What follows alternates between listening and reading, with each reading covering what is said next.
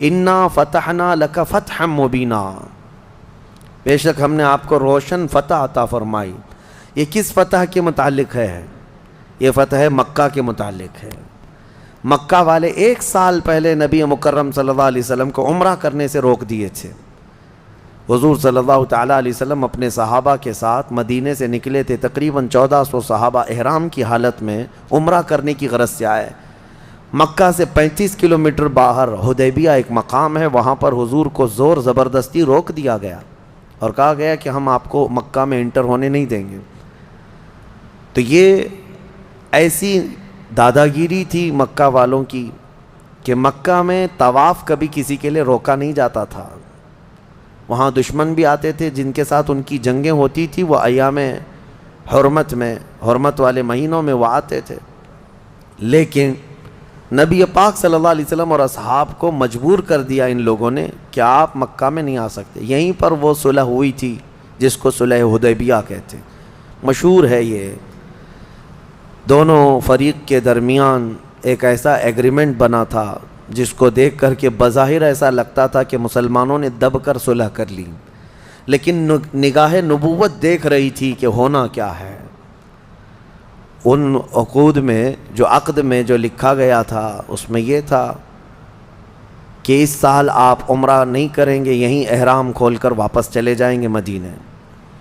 پھر اس میں یہ لکھا ہوا تھا کہ اگر کوئی مکہ سے بھاگ کر آپ کے ہاں آئے تو آپ اس کو واپس کریں گے، اور اگر مدینے سے کوئی بھاگ کر ہمارے پاس آئے تو ہم اسے واپس نہیں کریں گے، ہم اپنے پاس رکھیں گے۔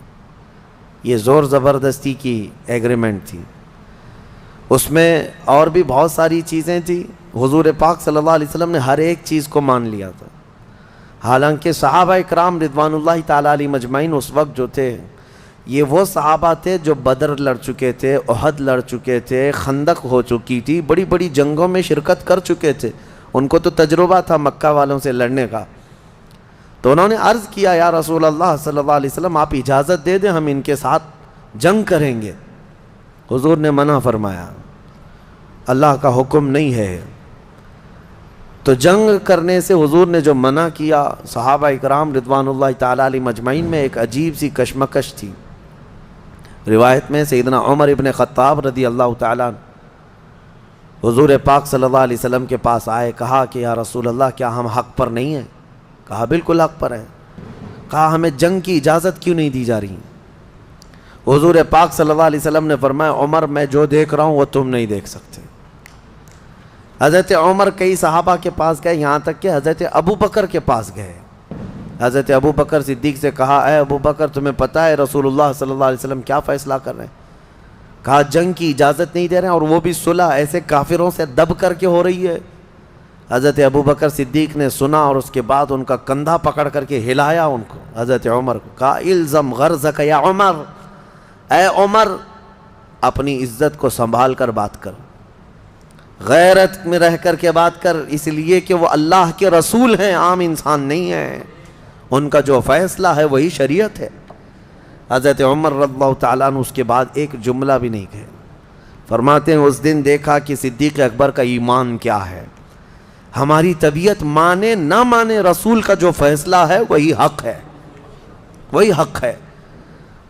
حضرت عمر رضی اللہ تعالیٰ عنہ کا یہ معاملہ تھا۔ اس کے بعد صلح تو ہوئی، اتفاق دیکھیں اس وقت ابھی صلح مکمل ہونے سے پہلے ہی ایک صحابی تھے جو مکہ سے جان چھڑا کر کے ان کے پاس آ گئے تھے، ان کو بہت ظلم کیا جاتا تھا۔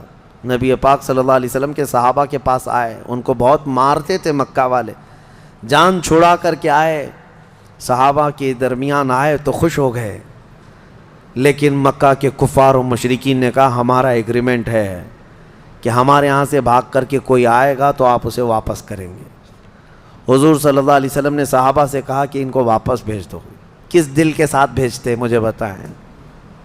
وہ ایک مظلوم، مار کھا رہے ہیں مکہ میں، ساری چیزیں ہیں، صحابہ اکرام وہ مکہ کے کفار کے سامنے اڑ گئے کہ کوئی ان کو چھو کر کے دکھاؤ، لیکن فرمان رسول آ گیا، اے میرے صحابہ چھوڑ دو، ہم عہد کے پابند ہیں، ہم عہد و پیمان والے ہیں، تو مجبوراً ان کو چھوڑنا پڑا، وہ گئے، روتے روتے گئے، فریاد کرتے گئے، لیکن رسول کریم صلی اللہ تعالیٰ علیہ وسلم کی یہ جو صلح ہوئی، واپس تو مدینے آئے، تب یہ سورہ نازل ہوئی جس میں اللہ تعالیٰ نے یہ ارشاد فرمایا، لَقَدْ صَدَقَ اللَّهُ رَسُولَهُ الرُّؤْيَا بِالْحَقِّ لَتَدْخُلُنَّ الْمَسْجِدَ الْحَرَامَ إِنْ شَاءَ اللَّهُ آمِنِينَ مُحَلِّقِينَ رُؤُوسَكُمْ وَمُقَصِّرِينَ لَا تَخَافُونَ۔ اللہ تعالیٰ اپنے رسول کا خواب سچ کر دکھایا، بے شک کہ ضرور ضرور رسول آپ داخل ہوں گے مسجد حرم میں، وہ بھی امن و امان کے ساتھ مسجد حرم میں آپ آئیں گے۔ ہوا یہ کہ اس وقت حضرت عثمان غنی کو بھیجا گیا تھا مکہ کے حالات دیکھنے کے لیے۔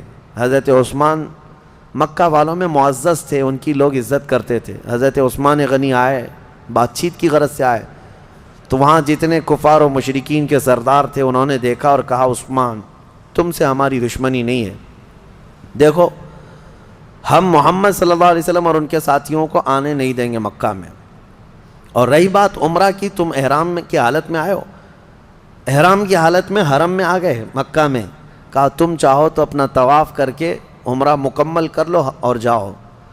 حضرت عثمان غنی نے کہا، قسم خدا کی یہ احرام آخری سانس تک بھی باقی رکھنا پڑے تو رکھوں گا، بغیر میرے مصطفیٰ کے عمرہ نہیں کروں گا۔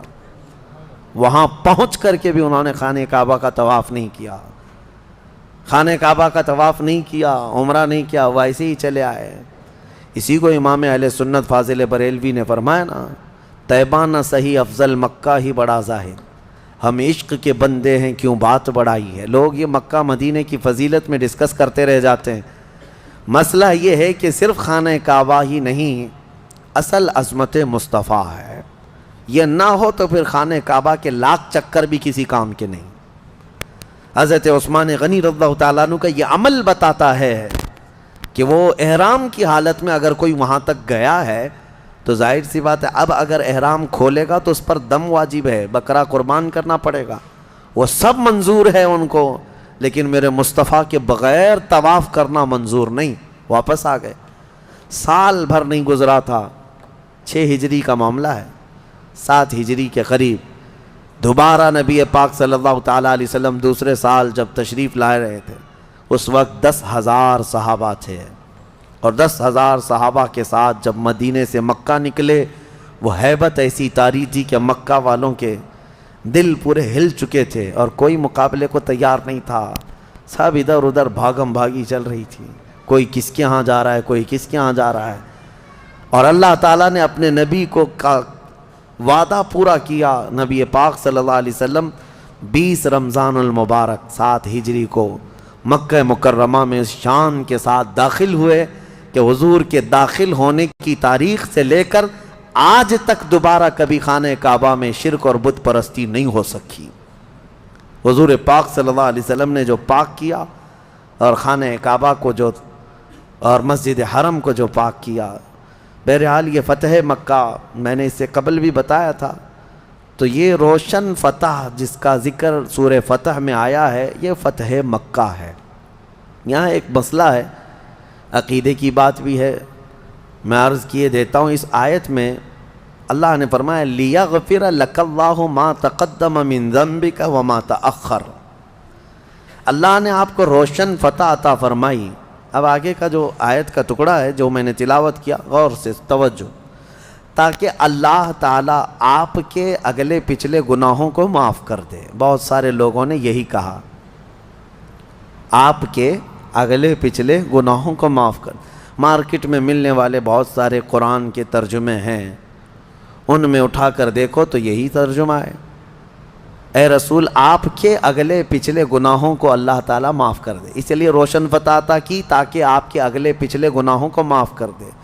ترجمہ کرنے والوں سے کوئی یہ سوال کرے کہ بھائی بتاؤ تو صحیح، آپ کے رسول کے اگلے گناہ کون سے تھے، پچھلے گناہ کون سے تھے جس کی معافی کا اللہ نے یہاں بیان کیا ہے؟ جبکہ عقیدہ تو ہمارا یہ ہے کہ نبی معصوم ہوتے ہیں، اور میرے آقا تو سید المعصومین ہیں، تو کون سے گناہ ہیں؟ اسی لیے ہم کہتے ہیں نا، ہر کتاب کو اٹھا کر پڑھ لینے کا نام علم نہیں۔ ہاں، جیسے آج گوگل کے بہت سارے شاگرد ہیں بیچارے، گھس جاتے ہیں کسی میں بھی.